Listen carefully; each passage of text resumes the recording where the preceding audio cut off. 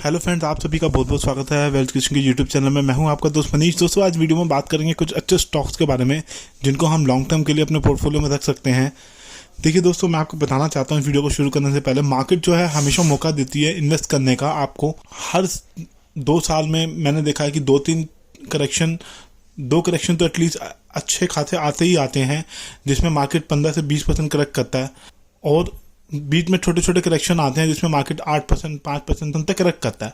तो ऐसे जब मौके आए तो उसमें हमें इन्वेस्ट करना चाहिए और अच्छा रिटर्न कमाना चाहिए। मैं जब भी ऐसा टाइम आता है, मैं हर बार वीडियो डालता हूँ। वीडियो डाल के मैं काफ़ी सारे स्टॉक्स के नाम आपके साथ शेयर करता हूँ। मैं बताता हूँ कि मैंने अभी जो है 5% या 10% ये करेक्ट कर गए हैं, मैंने इनको बाय किया है और मैं वेट कर रहा हूँ थोड़ा नीचे और आए तो मैं इनको फिर इसके अंदर मैं इन्वेस्टमेंट करूँगा।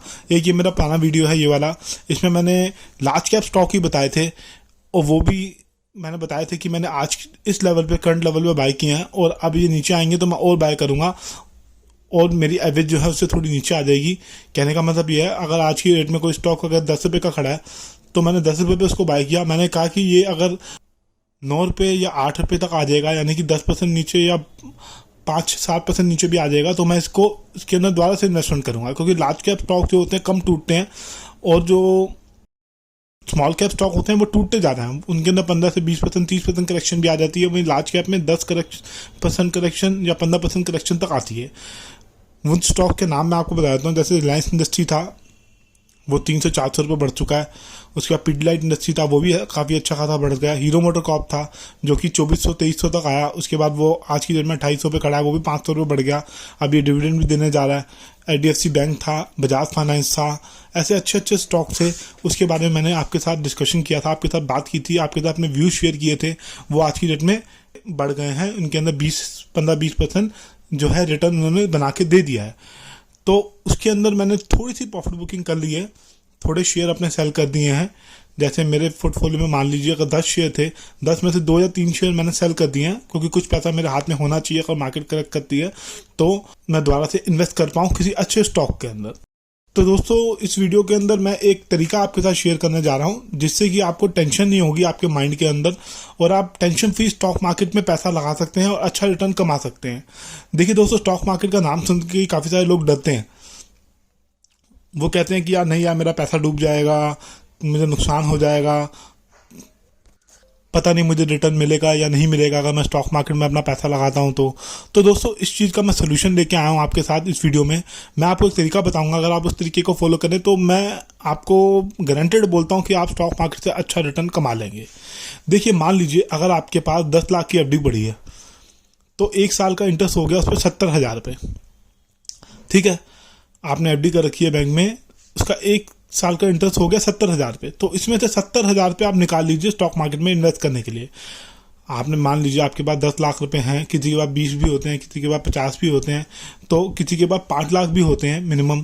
तो मान लीजिए आपके पास सेविंग है 10 लाख रुपए की, तो आप उसमें से 10%, उसमें से आप 1 साल का इंटरेस्ट का पैसा निकाल के स्टॉक मार्केट में इन्वेस्ट कर दीजिए और वो भी आने वाली फ्यूचर जनरेशन के लिए। उस पैसे को भूल जाइए, क्योंकि अगर आप इस तरीके से इन्वेस्ट करेंगे तो आप लॉन्ग टर्म में बहुत अच्छा रिटर्न कमा लेंगे। अगर आप इनफैक्ट ब्लू चिप स्टॉक में इन्वेस्ट करें तो मैं तरीका बताऊंगा किस तरीके से इन्वेस्ट करना है, किस तरीके से डाइवर्सिफाई करना है अपने पोर्टफोलियो को। सारे पैसे एक स्टॉक में लगाएंगे, हम अलग अलग स्टॉक में पैसे लगाएंगे, अलग अलग सेक्टर के अलग अलग स्टॉक में इन्वेस्ट करेंगे। तरीका मैं आपको बताता हूँ जो मैं पर्सनली जिसको फॉलो करता हूँ, जिसको मैं मानता हूँ, जिसको मैं इंप्लीमेंट करके मैंने पास में भी अच्छा रिटर्न कमाया, अभी भी मैं उस चीज़ को फॉलो करके रिटर्न कमा रहा हूँ। ठीक है दोस्तों, तो आपका एफडी पड़ी है तो 1-2 साल का इंटरेस्ट अगर आपको ना भी मिले तो क्या फ़र्क पड़ेगा। अगर आपने सोचा है कि मैं इसको 10 साल के लिए इन्वेस्ट करूंगा एफडी के अंदर, मेरे पास अगर 10 लाख की एफडी है, तो अगर 10 साल के लिए आप इन्वेस्ट करने जा रहे हैं एक एफडी के अंदर, 10 साल या 12 साल या 5 साल या 6 साल, तो उसमें से अगर 1-2 साल का इंटरेस्ट आपको नहीं मिला, वो आपने मतलब मिल गया आपको, आपने वो स्टॉक मार्केट में इन्वेस्ट कर दिया, तो उससे क्या फ़र्क पड़ेगा। वो भी अपने आने वाले बच्चों के लिए आपने 10 साल 20 साल के इन्वेस्ट करके रख दिया म्यूचुअल फंड और स्टॉक मार्केट में, तो उसमें मुझे नहीं लगता कि कोई नुकसान है, आपको ज़्यादा नुकसान होगा। आपको ओवरऑल देखेंगे तो आप अच्छे प्रॉफिट में ही रहेंगे और आपको डिविडेंड भी मिलेगा। कंपनी जो प्रॉफिट अर्न करती है, कंपनी जो मुनाफा अर्न करती है, उसमें से थोड़ा पैसा डिविडेंड के रूप में आपको भी देती है। इस पर मैंने एक वीडियो डाला था, उसका लिंक भी डिस्क्रिप्शन बॉक्स में डालूंगा, आप चेक करना चाहें तो उसको कर लीजिए। देखिए दोस्तों, अगर आप ये बोलते हो कि स्टॉक मार्केट से लोग करोड़ों रुपये कमाते हैं, लाखों रुपये कमाते हैं और फिर आपको डर भी लगता है कि कहीं मेरा पैसा डूब तो नहीं जाएगा, क्योंकि काफ़ी सारे स्टॉक डीलिस्ट भी हो गए हैं। जैसे कुछ स्टॉक ऐसे भी हैं जिन्होंने स्टॉक मार्केट में मल्टीपल टाइम रिटर्न दिया है, मतलब पैसा 1000 गुना भी हुआ है आने वाले 10-20 साल के अंदर। और कुछ स्टॉक ऐसे हैं जिन्होंने वेल्थ को डिस्ट्रॉय भी किया, जैसे येस बैंक हो गया, DHFL हो गया, और भी काफ़ी सारे स्टॉक्स हैं जैसे PC ज्वेलर्स वगैरह हो गया। ठीक है दोस्तों, तो अगर आप डरते रहेंगे तो स्टॉक मार्केट में आप रिटर्न नहीं कमा पाएंगे। अगर आप अपना डर को निकालना चाहते हैं तो थोड़ा सा इनिशिएटिव आपको लेना पड़ेगा, थोड़ा सा स्टेप आपको उठाना पड़ेगा, थोड़ी हिम्मत आपको करनी पड़ेगी। अगर आप इन्फ्लेशन को बीट करना चाहते हैं और अच्छा रिटर्न कमा के अपनी वेल्थ बनाना चाहते हैं और अपने ड्रीम्स को पूरा करना चाहते हैं, तो मैं ऐसा नहीं कहूँगा कि आपको नुकसान नहीं होगा, नुकसान भी हो सकता है आपको, लेकिन ओवरऑल आप प्रॉफिट में रहेंगे अगर आप थोड़ा स्मार्टली एक्ट करेंगे। तो स्मार्टली कैसे एक्ट करना है वो मैं आपको बताता हूँ। देखिए दोस्तों, आपके पास अगर ज़्यादा कैपिटल नहीं है इन्वेस्ट करने को, ठीक है, आपके पास ज़्यादा सेविंग नहीं है, मतलब आपके पास सैलरी आती है, वो सारे पैसे आपके खर्च हो जाते हैं, ठीक है, बचते का बहुत कम है, बहुत कम सेविंग हो पाती है, क्योंकि शादीशुदा जो लाइफ होती है उसमें बच्चों का खर्चा है, स्कूल की फ़ीस है और डेली लाइफ के खर्चे हैं, बेड बटर का खर्चा। कहने का मतलब ये है कि घर का किराना खरीदना, घर के जो डेली के खर्चे होते हैं, गाड़ी में पेट्रोल डलवाना, हमारी डेली की जो नीड्स हैं, डेली के जो खर्चे हैं, उसी में काफ़ी सारे पैसे हमारे सैलरी के निकल जाते हैं और सेविंग बहुत कम हो पाती है। देखिए, एक किसी समझदार और सफल निवेशक ने कहा, फ़र्क इस बात से नहीं पड़ता कि आप कितना पैसा कमाते हैं, फ़र्क इस बात से पड़ता है कि आप कितना पैसा बचा रहे हैं और बचाए हुए पैसे को कहाँ और किस तरीके से इन्वेस्ट कर रहे हैं, और एनुअली कितना % रिटर्न कमा रहे हैं, कितना % आप रिटर्न निकाल रहे हैं, इस बात से फ़र्क पड़ता है।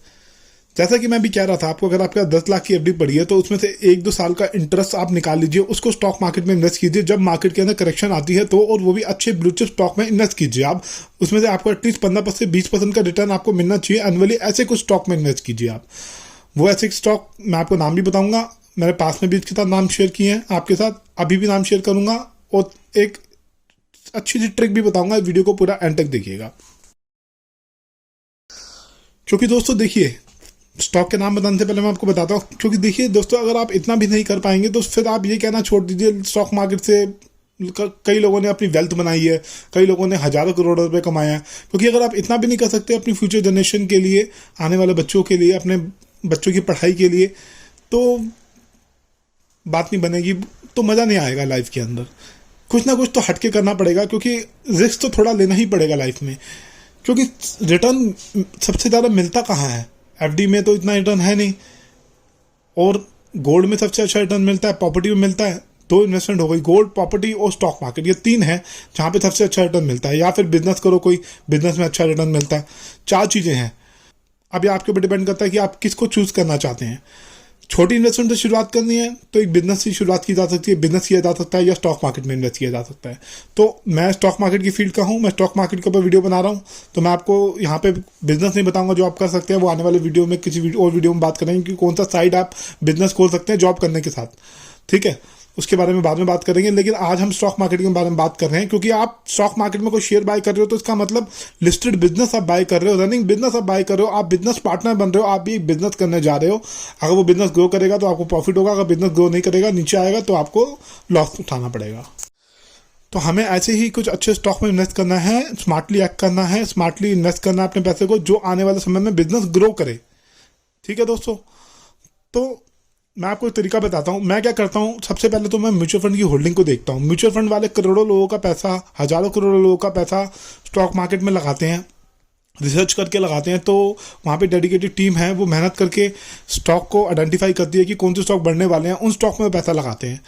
तो मैं उनके पोर्टफोलियो को पढ़ता हूँ, देखता हूँ उसमें कौन कौन से अच्छे अच्छे स्टॉक अपने पोर्टफोलियो में रखे हुए हैं, और उन स्टॉक के फंडामेंटल क्या हैं और टेक्निकल क्या है, मतलब वो कंपनी क्या बिजनेस करती है, मार्केट लीडर है अपने सेगमेंट में या नहीं है, वो कंपनी का फ्यूचर क्या होने वाला है। तो मैं डीपली रिसर्च करता हूँ, ठीक है, उनके पोर्टफोलियो को पढ़ता हूँ, देखता हूँ, उसके बाद किसी डिसीजन पे पहुँचता हूँ कि मुझे कौन सा स्टॉक में इन्वेस्ट करना है। अगर आप ये सब नहीं कर सकते तो मैं आपको सिंपली एक तरीका बताऊँगा।